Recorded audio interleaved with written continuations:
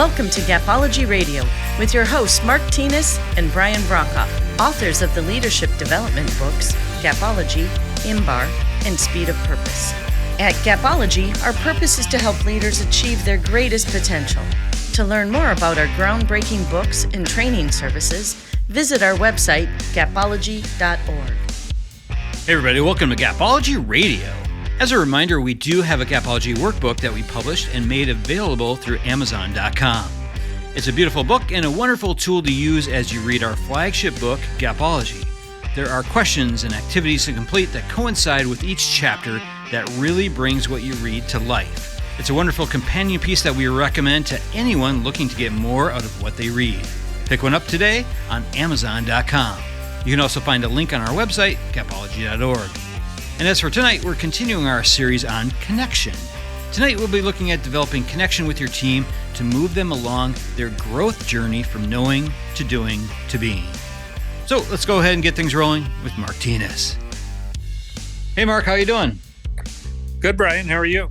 Good. I heard you had a pretty interesting weekend on the golf course. Yeah, it was nice to watch Steph Curry hit a hole-in-one and Patrick Mahomes golf quite effectively, and got to see Romo and John Elway, and I could go on and on. Aaron Rodgers. Oh, that's cool. And, how can I forget Emmitt Smith? Oh, one of my favorites. Yeah, so we had a great time. Oh, that's awesome. Yeah, and I'm sure the listeners might not all know, but, I live here in Kansas City. So anytime I hear Mahomes, my ears always perk up. And we just started watching that show on Netflix called Quarterback. I don't know if you've had a chance to see that, but I have not. We literally just finished the first episode. So it's about 3 quarterbacks. One of them is Patrick Mahomes, and it follows them through last season. And they have them mic'd up during the games, and they interview them, throughout the entire season. And it's just incredible, just amazing stories. And I think, anybody that's a leader out there, you can absolutely learn stuff from these guys. Some really great examples of leadership. Yeah, thanks for the tip. That's great. Yeah. And I'm very jealous you got to see him. Yeah, it was a lot of fun. Yeah, cool. Well, I got to see Lake Tahoe, which I don't get to often enough. It's 90 minutes from me, and I don't go there. So. Oh, wow. Yeah, I don't think I've ever been there. It's incredible. Yeah. One of the most special places on the planet. Yeah. I'll have to get out there, and you can take me up there. Yeah, you got it. Yeah, cool. Well, I think we've got a fantastic topic tonight. So we're continuing our series on connection. So connecting to your team. And tonight we're talking about knowing, doing, being. So this is a segment from our book, Gapology, and where we talk about knowing, doing, being, and we lay out the ladder in there. I think we've got some great notes on this. So Mark, go ahead and take it away. Yeah. So knowing, doing, being is all about connection. These are the levels of engagement when you look at a specific skill or competency. So in order to be connected to your team as a leader, you've got to know their level of engagement. So think of a specific skill, competency, etc., that's critical to a role. Knowing, doing, being are the levels of engagement. And again, your role as a leader is to know where they're at and to help them increase that level of engagement and get higher and higher and higher. And when that happens, execution goes, through the roof. So the amazing thing about knowing, doing, and being is that Brian and I have figured out a way to make them measurable. So they are measurable. So as a leader, you can literally know where your team is at and again, help them improve. So it's not much different than our topic from last week, talent times mindset equals performance. So this really would be the T, the talent side, the skill or competency that they must have for their role and where they fall. So what do you think, Brian? Yeah, I think the important thing here is understanding that in order to achieve connection with your team, and ensuring that, honestly, that they connect with the things that they do. You really need to know what their level of engagement really is. Yeah. Yeah. So think of it, leaders, in relation to a specific skill or competency that your team must have. This key thing that makes it all work. So we have determined, and you've heard me talk about 0 to 10 on other things such as T times M equals P. Knowing, doing, being is as simple as 0 to 10 as well. So knowing the needed skill or competency is 0 to 3. So you could literally score someone 0, 1, 2, or 3 if they knew the competency. They could explain it, they could talk about it, they had knowledge of it. Doing is quite different. Now they're executing it. And this is 4, 5, 6, and 7. So 0 to 3 is knowing, 4 to 7 is doing. Doing's quite a range. It's a significant range. Most of our team does never leaves the doing level of knowing, doing, being. So getting them to a high level doing is a big deal. High level doing, 6, 7, it means execution is excellent. And then being is an outlier group, 8, 9, and 10. And that one's quite different. That's the model, the mentor, someone who's really setting the pace for the entire team. So you can literally measure for a given competency, knowing, doing, and being. And you need to determine what those are for a given position, for your organization, for achieving your purpose, for achieving your results. And once you begin understanding that piece and then measuring your team, you as a leader connect with the team at a totally different level, because each individual needs something different to move up, get that next point, and move up and get that next point. So it can be incredibly powerful. We have used knowing, doing, being on a number of specific competencies and skills, and have been able to move the team forward. And it's pretty incredible. Yeah. So in this rating, what we've found, what I've seen many times, is that leaders get so complacent once their team starts to perform at 6 and 7. They just accept it because they're performing, they're doing, they're starting to lead the pack. And where the upside is, it's really in moving them into that being level. The performance from somebody performing at an 8, I think, is so much greater than people performing even at a 7, because there they really connect with it. It really becomes part of who they are. Yeah, I even worry more about a leader that would view 4, a low level doing, as, oh, they've got it. They're doing doing it. They're doing it. Oh, this is great. They're doing it.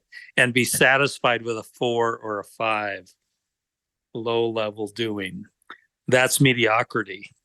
And that doesn't work. So you've got to move them at the very least to a high level doing, and then being, as Brian talked about, is that next level. The amazing thing about knowing, doing, and being is it aligns with Gapology. It's pretty amazing. Let me walk you through that. So the knowing, the 0, 1, 2, and 3, is moving that individual from not knowing to knowing. It's your responsibility. It's part of the training process. They've got to know before they can do it. Don't forget that piece. It's huge. They've got to know before they can do it. Often leaders are so rushed in a sense of urgency that they skip over that part. They've got to know it before they can do it. So think about that. So if you close the knowledge gap on the skill or competency that they've got to have, you close the importance gap as well. You're still in the knowing level. Don't forget that. You're still at 0 to 3. So they know what it is. They know it matters. And they still haven't done it yet.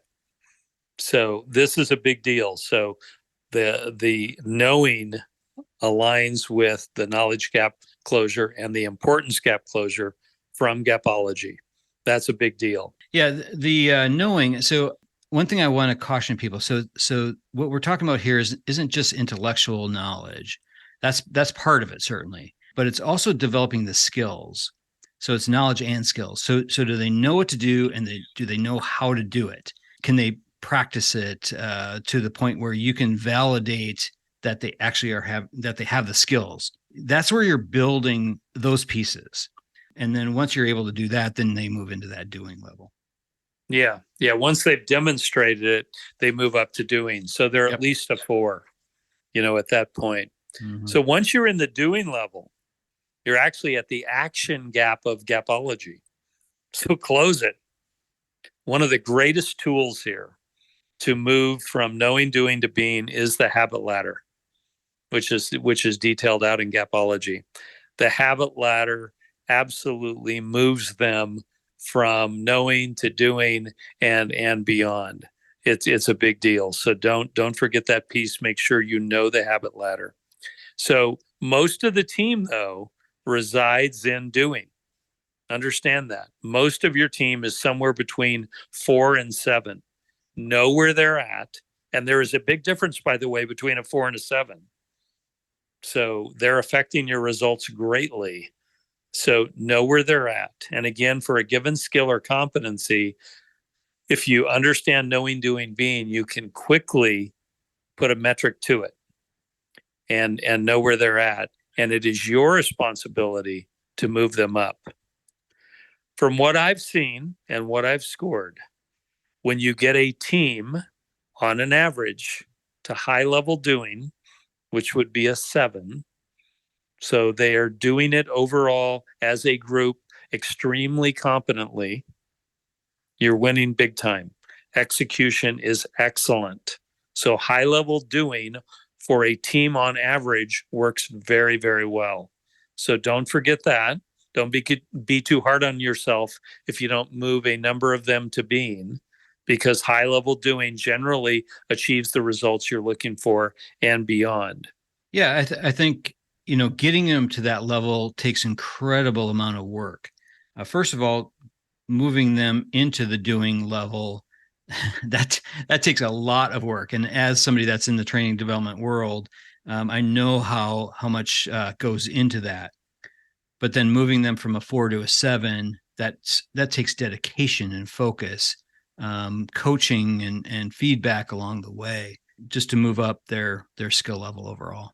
Yeah, as a leader, if you were to move the whole team from a 4 or 5 average to a 7 average, huge movement in results. Yep. So don't forget that. Devote your day to it.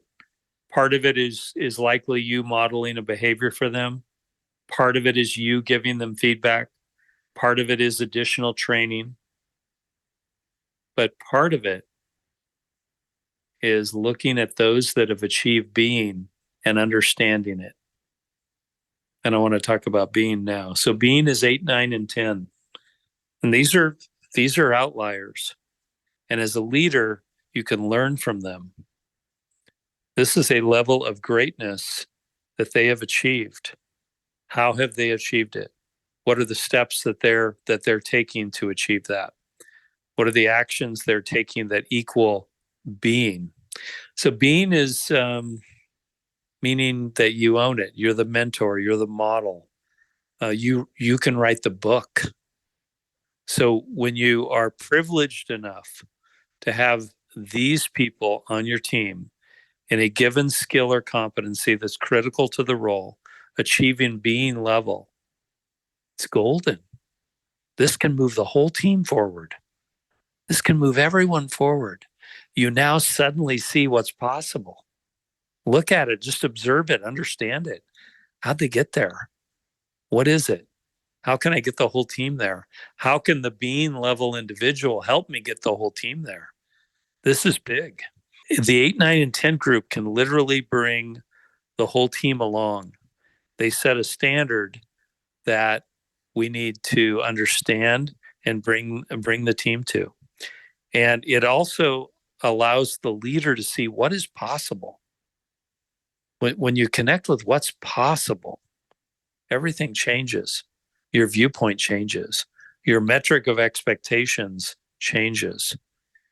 So the trajectory of the team can be driven in a totally different direction when you allow those that are being to be recognized, understood, and then allow that to spread through the group. And you as a leader own that. We talked last week about how when you drive up the talent level of your team, the mindset, the attitude also goes with it. So think about how to leverage the being level members of a given skill set to affect the entire team. Yeah, I have two thoughts on this. So, first of all, with the outlier group. So, and you've talked about the outlier group a few times. A lot of times when we're talking about, how to determine what our expectations should be, when we're trying to determine what our goals could be, this is the group to really look at to determine what is possible. And you've mentioned this several times. So take the time, investigate the things that they're doing, and try to emulate it with the rest of the group. Capture those things that they're actually doing. The other piece that occurred to me too, as you were talking there, Mark, is when we talk about ABC players. So, and we've talked about them several times when you're ranking your team A, B, or C. Oftentimes what I see is that the A group gets watered down. And what I mean by that is we accept a lower level of performance as A. We say, well, these are the best of what I have. And we think that these are our A players. When in reality, what we're really looking for are people who perform at this being level, people that we can emulate, people that we can look at for examples of what is possible. So when you're ranking your team, when you're looking at A, B, and C, look at it through the lens of knowing, doing, and being. Well, let me add some light to what you're saying. So an organization that we work with performing in the 80% range in metrics considered 90% to be the A group. They considered 90% to be being. I looked at the numbers and asked, wait a minute, so-and-so is performing at 95. We have another at 94. How is 90% good enough?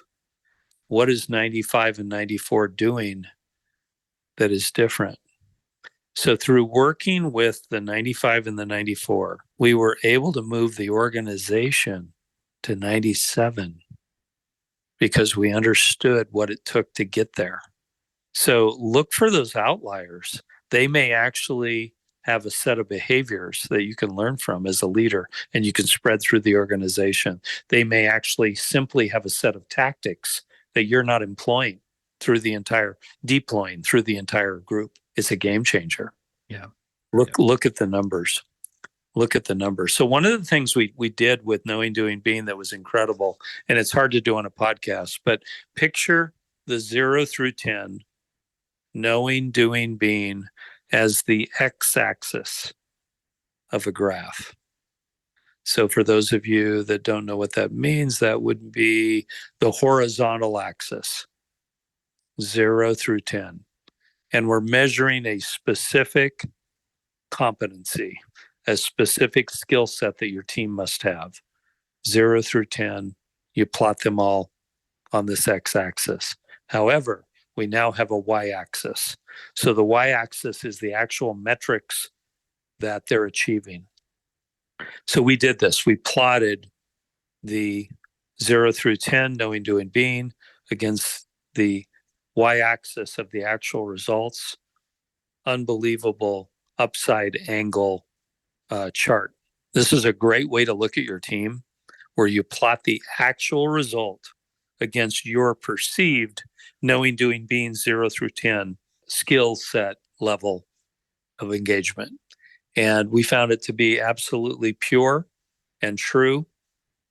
And those that had a higher level of knowing, doing, being were performing in the metrics at a totally different level.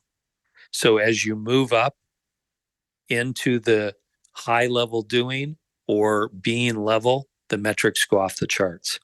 So we've seen this work, and it is a game changer. And again, as a leader, it allows you to connect with your team because you literally know that the time you spend with them should be spent moving them up the knowing, doing, being scale from 0 to 10.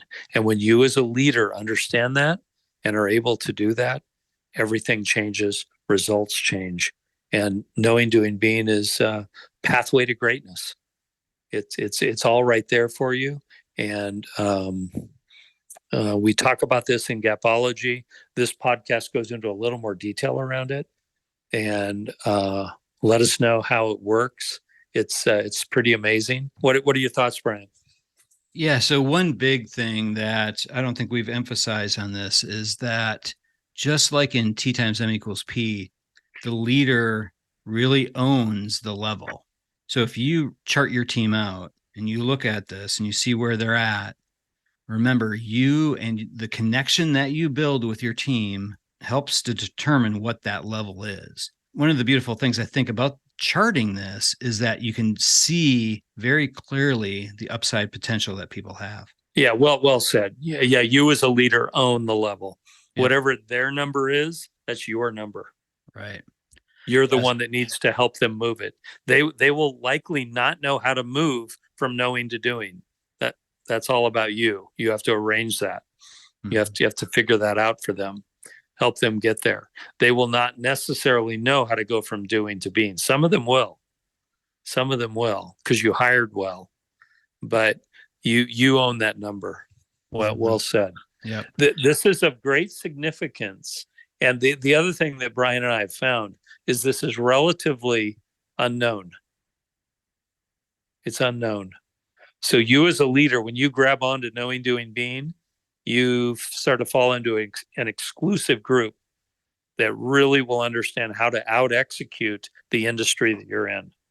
It is of great significance. And if you need the XY axis understood a little better, give me a call, send me an email.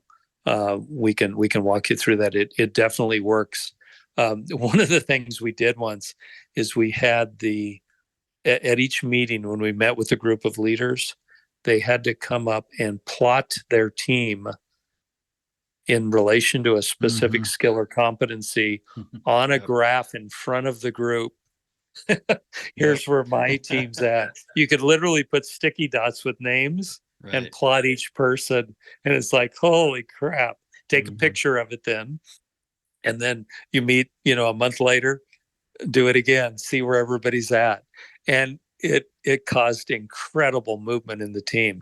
They knew that they had to move that team up, and it was great. The sticky dots were moving up and up and up. And guess what happened? Industry leading results from sticky dots. I think it was wasn't it a flip chart on an easel? Yep. It was a flip chart on an easel. Yep. And it was pretty amazing. So this works. Yeah. This works. It's not easy to explain on a podcast, but hopefully we did okay. If you need any help, we can help, but I can assure you it works. Yeah. I'll let you close, Brian. Yeah, no, Mark, I think you did great. I think you explained it really, really well. Hopefully people will be able to understand this, capture it. If you're driving, pull over, write this down. I think it's an important piece here. And along with this, really value each of those levels. So as you're moving people up, really, really value their movement. Improving from a 4 to a 5 should be a big deal. Moving from a 5 to a 6 is a big deal. So really value the levels. Chart it out. What I would say is this is not, again, just like a lot of our rankers, this is not something you're going to show to your team. This is for you This is, for you to look at, analyze your team, analyze yourself, and how you're really connecting with your team. Yeah, I'll add one thing there. We did at one point allow the team to put their sticky dot up there where they think they're at. Mm-hmm. It was pretty interesting.